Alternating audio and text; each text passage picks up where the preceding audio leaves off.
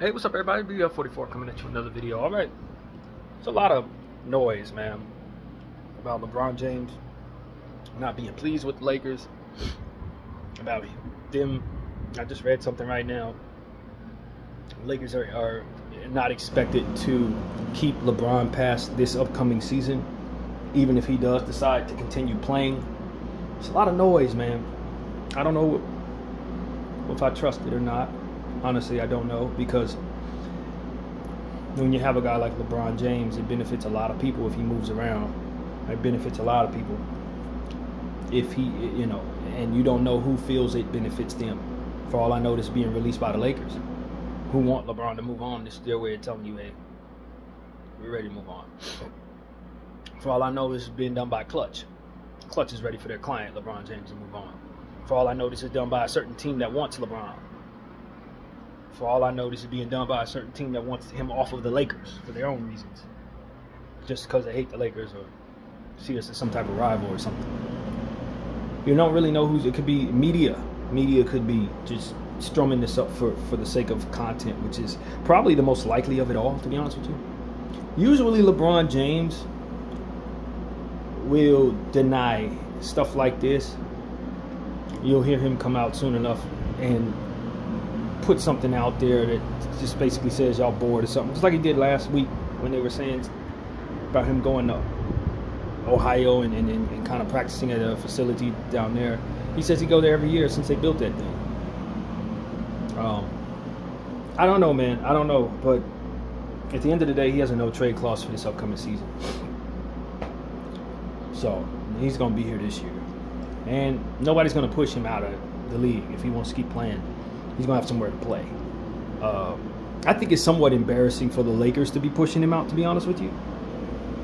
I think strategically it may make some sense or something like that, but just the look, it doesn't look good to push LeBron James out, especially given who we were when we first got here, or when he first got here. It just wasn't the greatest situation. Our organization was in shambles, more or less.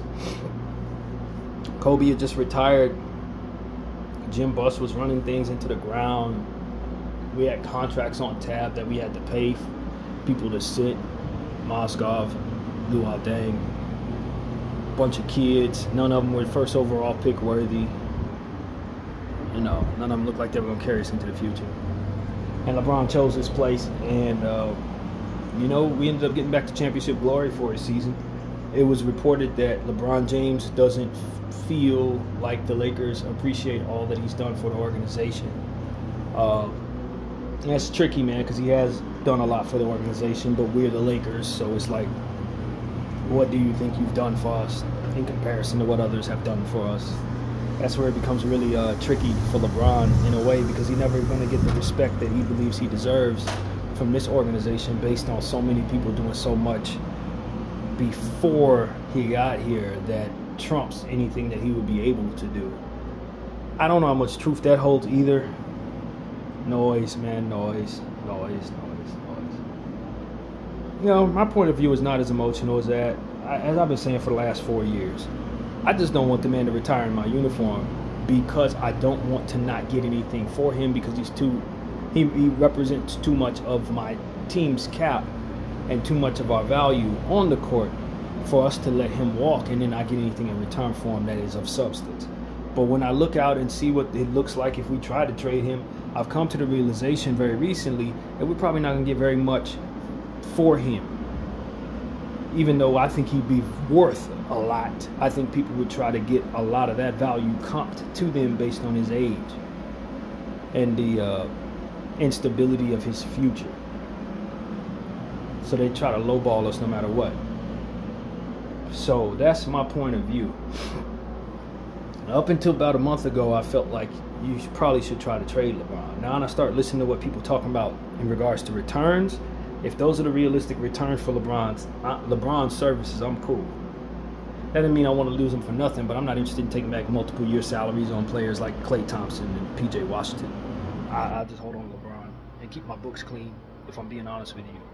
If I can't get picks for him, which I don't know if that's realistic right now in this market, or young players of a high caliber, which is I look out in the ethos, it doesn't look like any of those guys that I would want that would be worthy of LeBron are going to be available to us, or likely be reasonable contracts to sign when we get them here, because that's now becoming a thing. You want to trade for a guy like J-Dub, you see what he just made? Do you want to pay him that? And you're getting a rental if you trade for him. Not to mention that nobody's going to give you a young player like that for a 40-year-old player in this market. So I think at this point now it's just like, all right, well, we've gone this far into it. Might as well see it through, see what happens. But just the same, if we get to the trade deadline and our team is bad, and he's, you know, showing us that he's ready to move on, I think coming to an agreement with him on a trade is within the Lakers' best interest, depending on what they can give for him. Sometimes just letting the guy walk really is the best interest, though. Because, like I said, sometimes you bring back contracts that are trash, bring back role players that are hard to move, you bring back a bunch of junk. You know, and if you can't get what you want for a guy, the salary matches in a lot of these teams, you see some of these contracts, the salary matches are going to be on players that you don't even believe in to that degree. You know, I'm watching people pay people like, and I'm just saying, if I try to make a trade sending LeBron James out, they're going to bring me that and that. I don't want that crap. Those are bad contracts. But that's all I see all over the league is bad contracts on players that I think shouldn't be making that. So if that's the salary match, if that's what's required to make the trade happen, I'm going to want draft equity, and we go in that circle again. So that's my problem. I just don't see it. Maybe there's someone out there who would be willing to give us like 3 and 4 first-round picks for LeBron James and a salary match. But I don't imagine that would be wise, really, for any team that's out there. I don't think that would be smart. Somebody's always willing to do something stupid, but I just don't think that's smart. When LeBron is at 40 years of age, he's probably going to retire within a year or two any damn way. So that's what it equals to me. I would, you know, talk to him, especially since he has a no-trade clause. He could kind of dead any trade that you find that you like. He could send himself to some team and you will take back garbage, that kind of thing. It's just like, yo, man, let's just assess whatever the packages are based on what it is he would desire. And then because he has a no-trade clause, if it gets to a point where he has his mind made up that he wants to be traded and agrees to a trade, now you're kind of locked into a return. So you kind of don't even want to go down that path. So at this point, it doesn't seem likely that I'm going to get what I want in return for him, or anything that I think is worth it in return for him. So I've already crossed the threshold of where this is a bad situation, in my opinion, for the Lakers. If you were going to do this, you would have traded him a couple of years back when you could get a lot for him, when it was clear that your team wasn't going to win a championship anymore. We're kind of already in the red as it pertains to the LeBron James situation. We're already in a space where I think we could potentially, depending on how creative people get in a trade for him and how willing he is to allow us to take back good stuff in his stead, in a space that just sucks already for that. So what gives me the highest ceiling to win? Probably just keeping him here, just playing out the season and hoping that he chooses to retire at the end of the year. If he doesn't decide to retire and he goes somewhere else, that's a lot of value leaving your team for nothing, but it's better than taking back contracts for players that you don't believe in. But then that kind of sways with people's opinion. You know, what I don't believe in, Mr. Walter may love, you know what I mean? So it just depends on what your vision of a good return actually is. You know, that's subjective, I guess is the word. So yeah, man, that's my point of view. I really am not interested in all of these reports that LeBron James is unhappy. I don't trust these reports. It doesn't mean that he is thrilled with the Lakers or he's in good standing. This is a lot of stuff that is trying to sway a stupid mind or a common pea brain in a direction that LeBron James doesn't want to be here, that the Lakers don't want him, and that there's writing on the wall that he's going to be moving on. And I just think that's so very manipulatable. Even if it holds some weight, that's could be the case. But I think it's more likely people are trying to stir the pot to move him around in whatever direction they see fit, or to create chaos, because that's just what chaos creators do. So that's what I'm inclined to believe, that this is much ado about nothing. People trying to manipulate LeBron James's future. People trying to send LeBron James in a certain direction at a certain price tag that benefits another team, or the Lakers maybe moving on, trying to move on from him because of that. You know, the shift in the power of what's going on at the top has made it so that this new regime may have a different vision for the team and what we should be doing. Whatever the case may be, I haven't heard from LeBron James that he wants to move on. His future is his right, especially since he has a no trade clause. And we will all just have to live with that, whatever he chooses. And to be honest with you, at this point, I think our ceiling being very high matters, because we still have to try to compete with Luka on the team. So moving LeBron James for some role players does not help Luka in his short-term ceiling projections. Not if you're bringing back the stuff that it looks like they're going to bring back. No. You do better keeping the high level of LeBron James. That gives you the best chance to be a competitive team. So if I'm the Lakers, that's kind of what I'm seeing right now. If I'm going to try to value this hour, so to speak, the timeline we're in, trading LeBron James for whatever it is I'm going to get back is not going to help that. It's not going to be young enough to reset my situation with a bunch of kids.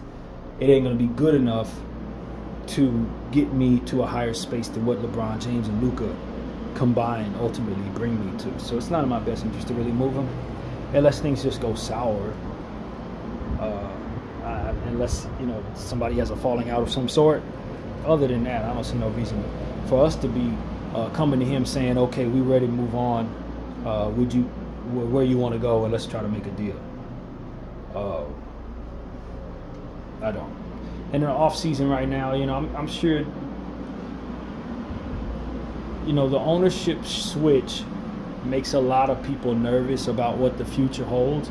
But if Jeannie says she's going to be in control for the next 5 years, and that's what Mr. Walters say he wants to do, is allow her to be governor for the next 5 years, then the duration of LeBron James's tenure here should be stable. If, you know, it shouldn't be much of a change to what it is that LeBron was expecting if he stayed for another year or two. Now, that doesn't mean it has to be that way, but I think that's what the Lakers organization is trying to present, that there will be no instability in our circumstance overnight, which is, I think, the smartest way to handle these type of things. So that's my point of view. I don't think the Lakers are a contender right now. If Bradley Beal chooses to sign with the Lakers, I think it could help a lot, though. On top of what we already have, bringing him in raises our ceiling a lot, offensively especially. I think that the tea leaves are showing us he likely signs with the Clippers, but I saw something posted that he just followed Luka Doncic on Instagram very recently, like in the last couple of days. So that signals to me that if that is true, that he may be looking toward the Lakers. And the fact that he hasn't signed with the Clippers despite being free to do so, from what I understand, he should be available. I think the buyout is complete. I'm not certain.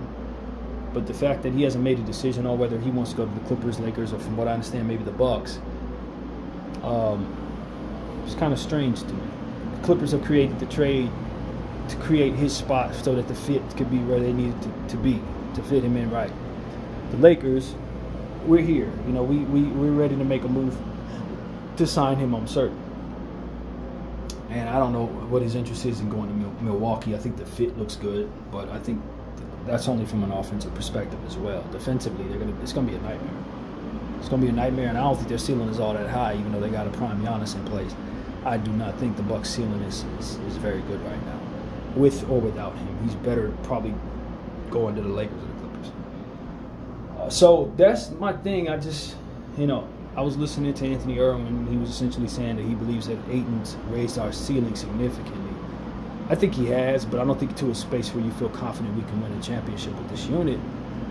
But I do think if you add Bradley Beal to that now, you feel a lot better about that. But I'm not as high on Ayton as others. I'm not. But I'm happy he's here, very happy he's here. I just have lower expectations for what he's going to be. for us. I think he's a nice starting center. That's exactly what we need. Thinking he's a guy that's going to be the difference between us winning a series or two in the playoffs. I think he can be if he plays his best. I think he's proven that he's rarely playing his best. So you got to expect that. So my expectations for him are low, and I think because of it, he can exceed them. He can exceed my expectations. I think I'll be happy with him. So that's what I think. But as far as, oh yeah, now we got him in, we got the first overall pick and the third overall pick. No. He was the first overall pick, but he's not expected to play at some level that makes that make any sense anymore. And Luka is definitely the best player from that class, and Trae Young is second. So that's really that. But yeah, man, I think at the end of the day, when I talk about LeBron James, I think at this point I've just updated my thoughts about what type of return I can get for him, and I'm just not excited. People start talking about, as I mentioned yesterday in my video, sending him to Dallas. Dallas has already said they're out. They're not going to make a trade for LeBron James. They only are interested if he gets bought out, which is absolutely ill-advised for the Lakers to even consider. So they're out. But if, for example, if we were to make a trade with them, they talking, what has been said is that we would be taking back Derek Lively and P.J. Washington. Now, in a nutshell, I would love to have Derek Lively and P.J. Washington. Don't get it twisted. I think those are nice pieces that complement Luka is proven. But am I trading LeBron James for those two pieces and expecting that I've done well? No, absolutely not. There's no way I think that's a good trade. So that's kind of the problem. I mean, if people talking about Klay Thompson as a trade as a salary match, like that's kind of what I've been describing to y'all. I don't want nothing like that. I don't want that type of contract in place. Nah, no, I'm not trading. Look, if I'm the Lakers, I do have to manage. Again, Luka's timeline has already been stated. It needs to be win now and win later. But I'm not bringing back Klay Thompson, moving on from LeBron James. That's not going to be enough to get me where I'm going. And most importantly, Klay Thompson's timeline is win now too. So like, what am I bringing him to? Am I delusional about the idea that we're about to win a championship? Like, we don't have the pieces for that. That doesn't make any sense. So I don't think that Rob Pelinka would do that, but just that's the type of stuff that's being stated in regards to making trades for LeBron James. I'm not moving on from LeBron for that type of return. So, if that's kind of the best we can do from each and every team, some version of that, I'm out. So I don't think so. I don't think LeBron's moving on this year. It's up to him if he does, but unless we just have a bottom out first half of the season, I don't think so.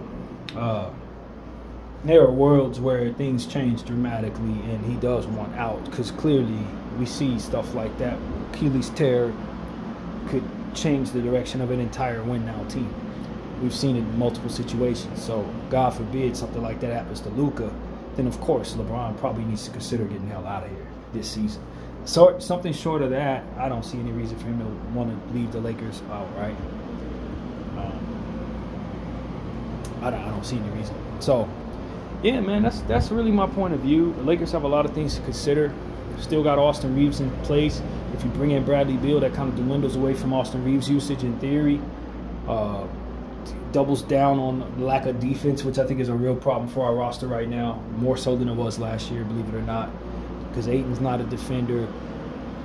Moving out Dorian Finney-Smith and bringing in LaRavia should, in theory, bring down your defensive capabilities. So, you're beholden upon LeBron and Luka and Austin to play even better defense than what they're expected to play last year, which is a recipe for disaster. You bring Bradley Beal in that situation, the defense is even worse. So we're going to be looking to run the score up. I don't think offense wins championships. I think you need a combination of both, and I don't think we have enough defense right now to really be considered a contender, in my opinion. I think the young fella Abdul Thiro is definitely going to raise our ceiling long term, because he's a very talented defender, but we're a long way from him being a competitive player for us, I think, especially with him not even getting an opportunity in the summer league. So I don't expect nothing from Abdul Thiro year one or year two, to be honest with you. I told you guys that I'm super high on him, but the way that I would handle him is I would literally have him running around through different courses trying to improve different parts of his game and his conditioning throughout the course of the next 3 years. Even though he's a 3-year rookie, he's already been in college for 3 years, which is a real thing. But he's a project to me. And so I think people were expecting more out of him sooner, and I think that caps off his ceiling, because if you throw him out there, he's not quite able to help you in as many ways as he will be able to if you train him, if you just use him as a project and allow for him to just learn the game slow. And so that's what my vision is for him. I hope this is the right place for him in that regard, but judging by our timeline, we're probably going to want him to help us a little sooner. Because he's my favorite player in the draft, or one of my favorite players in the draft, I'm very happy he landed in my team. I'm super excited he's here. But that's the selfishness in me. Reality is, I probably wanted him in some place like Washington or Utah or somewhere like that, a team that's about to start their rebuild soon with no expectations, so they could groom him slowly, turn into the player that I envision him becoming. So, you know, that's kind of what I think is his best situation. But, you know, it is what it is, man. If we're moving on from Bron, we could be that team in theory, especially if something goes wrong with Luka in the negotiations there, which I don't anticipate. But if you rule it out, you can be caught off guard by such things. So, yeah, that's really what my thought is, man. I understand that Eric Dixon's the young player that we got in the undrafted market is dealing with some type of foot injury. We did give him a two-way. If that foot, it looks like he's going to be ruled out for the remainder of the summer league, which is only like 2 more games. But that's a real thing, man, because we do have other players that are starting to show that they are really, really ready to be a part of an organization. And we've given a two-way to a guy we haven't had a chance to look at. So that's a concern of mine, because we only have but so many two-ways to give. And you got players like Cole Swider and Darius Baisley balling out. And God knows what else out there that our scouts has their eye on that we could be giving two-way contracts to. I would like for the next CBA to expand our two-way capabilities to about 5 or 6 players on two-way. I know that sounds drastic, but I really believe that that's how much talent is out there. If these scouts know what the hell they're doing, it shouldn't just be 2 or 3 two-ways. You should have half a team worth of two-ways, to be honest with you, because we keep finding prospects that we would love to invest in, but we have to keep on sending them out into the void because of the presence of only a few two-ways. So if they want to improve upon just overall what each team's ceiling can be, you're going to allow teams to have significantly more two-ways, maybe double what you're allowing, in my opinion. So that's what I'm saying. I think the Lakers would be a much better team in general if we would still have half the players that we brought in on two-ways over the last 4 years. So our scouts have been finding really nice players that we love to keep. So, yeah, that's a real thing to me. I really think they should consider that, especially since every year a new flush of players come in. You need at least 4 years to develop really anybody. You only have 16 spots, and you want to continue to rotate vets and players, as you see fit. Keep guys in, bring guys from overseas.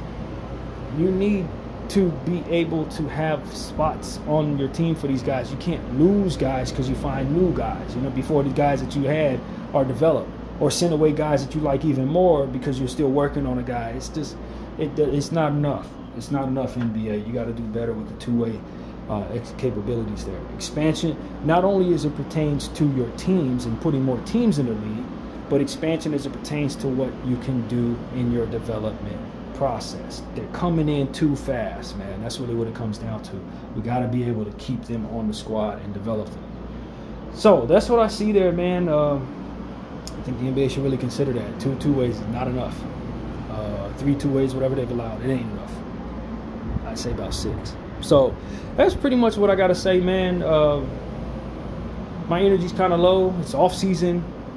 I was a little disappointed by the last game the Lakers played preseason, in summer league rather. But I understand that these are prospects that, if they were world beaters, they wouldn't be out there in summer league.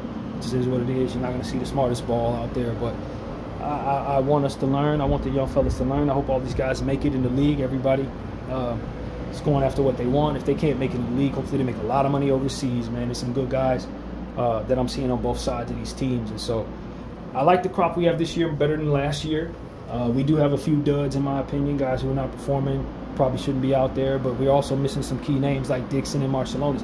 I haven't heard anything about Marciulionis. I don't know what's going on there, but I would love to see him before the end of the summer. So we will see what happens there. But yeah, man, that's my take on things. I just think it's I ain't gonna say much ado about nothing. I probably lean more into where there's smoke, there's fire. But it's just when it comes to LeBron James, it's too many people who benefit greatly from him doing one thing or another.